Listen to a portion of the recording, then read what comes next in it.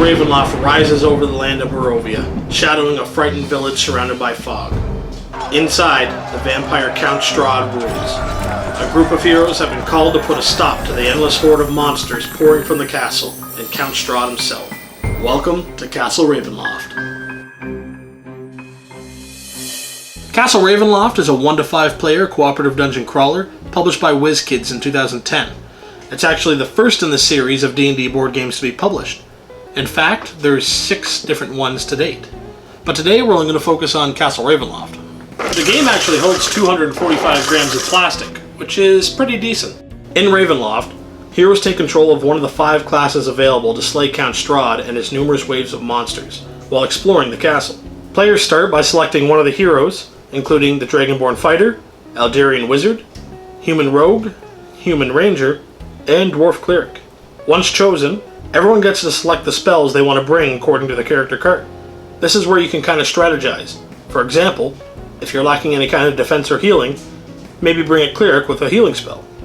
Lack an area of effect, wizard can grab some AoE spells. Grab your health and any tokens that you're going to need, and you're ready to start a scenario. Now, if you're just in the mood to fight Count Strahd himself or the dragon and just want to play a one-off dungeon, you can just pick the adventure and go right ahead. But if you really want to get immersed in the story, I highly suggest going to the front of the book and just working your way to the back. See, each scenario informs you of any special rules and what to have set up, but it also contains a narrative story you can follow. And this really gives it that D&D feel. In this book, there's 13 scenarios to go through, which will take you roughly 13 hours. And I'm being honest about that. Back in the day, I actually played through every single scenario front to back in one day, and it took 13 hours. So once you have the scenario picked, you set it up accordingly, and you're ready to go. Players start by deciding who goes first with either a die roll or just letting someone go. The turn consists of 3 phases. The first phase being the hero phase. During the hero phase, you attack and move, or move and attack. Or if you really want to, make 2 moves. Moving is when you move the amount of squares equal to your speed stat. Simple enough. Now when you attack, you choose one of your skill cards to use. You can choose an at-will power card, which are basic abilities and can be used unlimited times. A utility power, which are usually for healing or mobility. They can be used once and then they have to be flipped over. And finally, there's daily abilities, which are the strongest of the 3. Again, you get to use them once a scenario. Once you've chosen what ability you want to use, roll the 20-sided die, add the attack bonus, then match it with the monster's armor class. If it equals or exceeds the armor class of the monster, you do the damage that's written on your card. And the powers are wildly different from class to class. For example, the fighter is more tanky and supports his allies by defending them, while the cleric has healing and buffing spells. The second phase is the exploration phase. To simplify it, if you're standing on an unexplored edge, which is any edge not containing another tile, you grab a tile from the pile and place it adjacent to yours, with the arrow pointing towards you. Next, you draw a monster from the monster deck and find its figure, placing it on the pile of skulls on that tile. If the arrow on the new tile was white, you're safe, but if it was a black arrow, you draw an encounter card. You also choose an encounter if you decide not to explore at all. Now, the encounter deck is really just a big pile of bad stuff that happens to you while you're adventuring. And they can range from some crippling miasma entering the room, a green slime attacking you, or you just sprung a trap. Now, honestly, these cards are more than just an inconvenience. I mean, they really smash you and your party up. Now for the last phase, which is the villain phase. The active player takes control of the monster cards that they possess and follows the instructions on the card, which is basically a list of true or false instructions. For example, on the wolf card, it says, if the wolf is adjacent to a hero, which in this case it's not, so we move on to the next step. If the wolf is within 2 tiles of a hero, which it is, it moves adjacent to the closest hero and attacks that hero with a pounce. Once you defeat a monster, you take its card and place it in the shared XP pile. Then you receive a treasure card. Treasure cards consist of either magic items, short rests that allow you to heal or flip a power back over, or just straight up XP. As for the XP, players can use this to level up or avoid encounters altogether.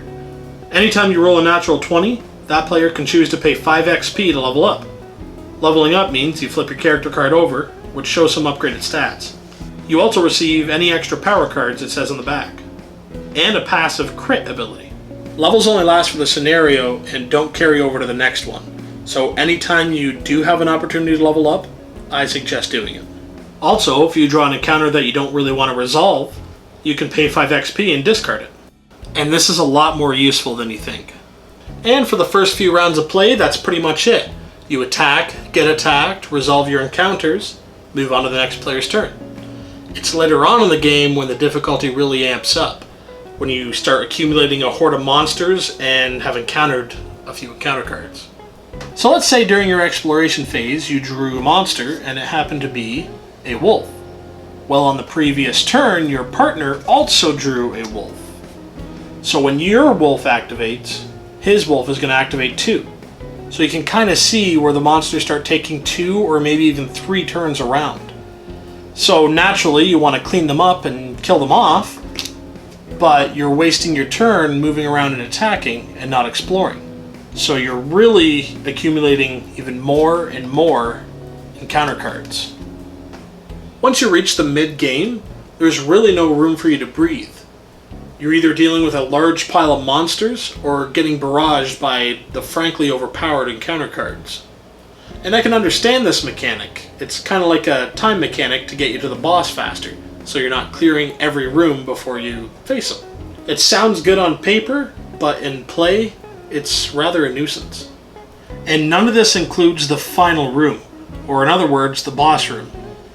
In the middle of this stack of dungeon tiles sits a named tile related to the scenario you picked. When you reveal this room, a narrative is read in the book, and usually a boss is here. Bosses activate the same way as monsters, except on every single player's turn. So now you have your horde of monsters, a boss, and the encounters to worry about. It gets pretty crazy fast. So in most cases, you're going to be left with 0 HP. But don't fear, because every party gets healing surges. Healing surges can be used at the start of the turn to heal your surge amount. You get 2 healing surges to share with your party, however. So once they're used up, the next player to reach 0 HP dies. And in turn, everyone loses. The surges can be added or taken away from the party to increase or reduce difficulty. New to dungeon crawlers and just want to have fun? 5 surges for your party. Want a challenge? 1 surge or none. And that's pretty much Castle Ravenloft. Now for the final verdict. If you're trying to compare the game to actual Dungeons & Dragons, you're going to be severely disappointed. The game is its own. It lacks a lot of the skills that the classes are supposed to have, and the RP element of it. So if you're looking for D&D, this is maybe a good starter to introduce you to the monsters and classes, but it's definitely not that. Another thing is the quality of the game components. As you can see here, the tiles don't really fit where they're supposed to go, and the cardboard is pretty cheap. Now, can I recommend this game? I can if you're new to dungeon crawlers. The rules are simple enough, and it's more of like a gateway into dungeon crawlers in general. It really scratches that monster killing, treasure looting itch. But if you're used to games like Gloomhaven or Arena the Contest, you're going to be pretty bored. And thanks for watching. This is Plastic Bits, I'm Mike, and if you enjoyed this review, have a look at my hate review. Have a good one.